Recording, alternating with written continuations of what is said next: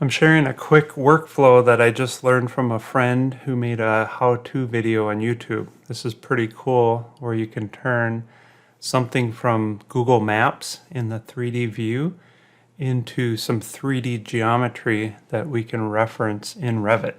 So here's a quick example of how it works. You open up the location. This is the Cedar Park library that we're working on. And then you just pretend like you're flying a drone and you just fly it around the site. So I'm recording this while I'm flying around the site. You see if I scrub forward a little bit, I've switched to a top view.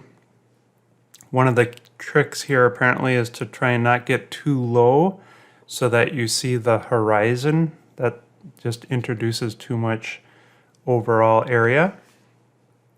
And then once you're done with this video, you open it up in some video editing software like Adobe software and export it to individual images.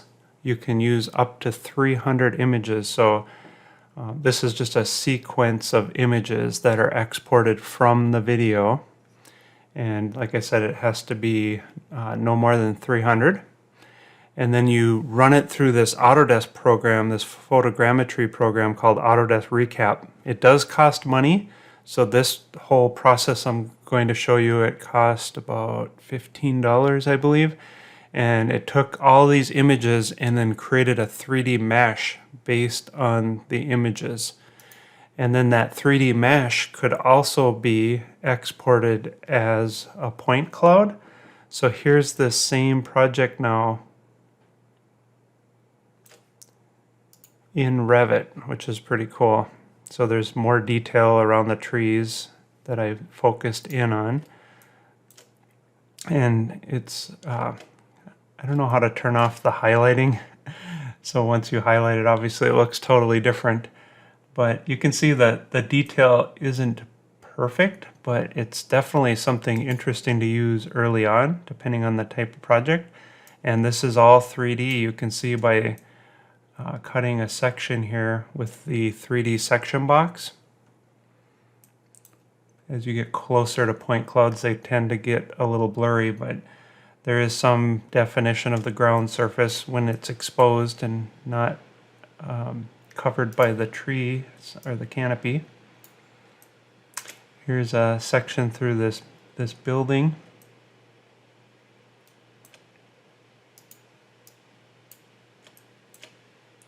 So you can see the roof line of that warehouse building or whatever that is. So within the context of this, of course, you can model things. If I were to go into the plan view and draw a wall,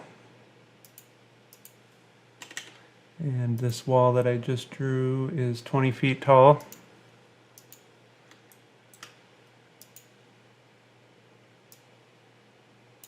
So you can see the wall right there.